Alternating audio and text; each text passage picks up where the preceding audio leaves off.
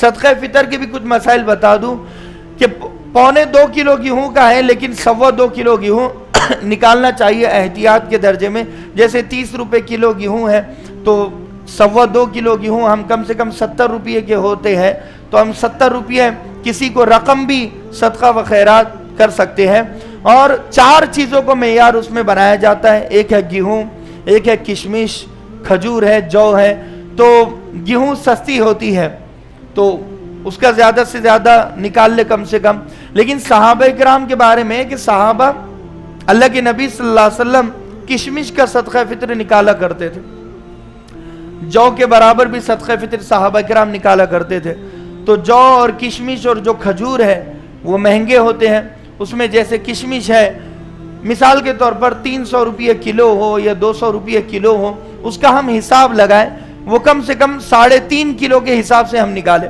ویسے تو 3.25 کلو بنتا ہے لیکن احتیاط میں زیادہ نکالیں, اس لیے کہ وہ جو پیمانہ ہے وہ کم زیادہ ہوتے رہتا ہے. تو 3.5 کلو گیہوں, یہ 3.5 کلو کشمش, 3.5 کلو جو اور 3.5 کلو کھجور, یہ اس کے برابر ہم صدقہ فطر نکالیں گے. اور جو گیہوں ہے وہ گیہوں 2.25 کلو گیہوں نکالیں گے.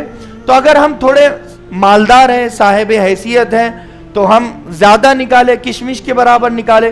700 روپے بنتے ہیں, 600 روپے بنتے ہیں, 500 روپے بنتے ہیں, کیونکہ زیادہ سے زیادہ غریبوں کا فائدہ ہونا چاہیے. کیونکہ صدقہ فطر کا مقصد یہ ہے کہ عید الفطر میں ہر ایک غریب کا چولہا جلے, کسی غریب کا چولہا نہ بجھے, سب کا چولہا جلنا چاہیے, سب کے گھر میں شیرخرما بننا چاہیے. ہر ایک کو عید پر خوش ہونے کا ادھیکار اور حق ہے.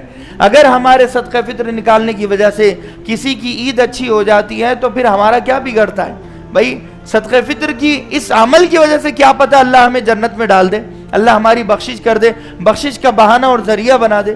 اسی لیے اس کو کرے اور عید سے پہلے نکالے. صدقہ فطر عید پر جانے سے پہلے ہم نکالیں.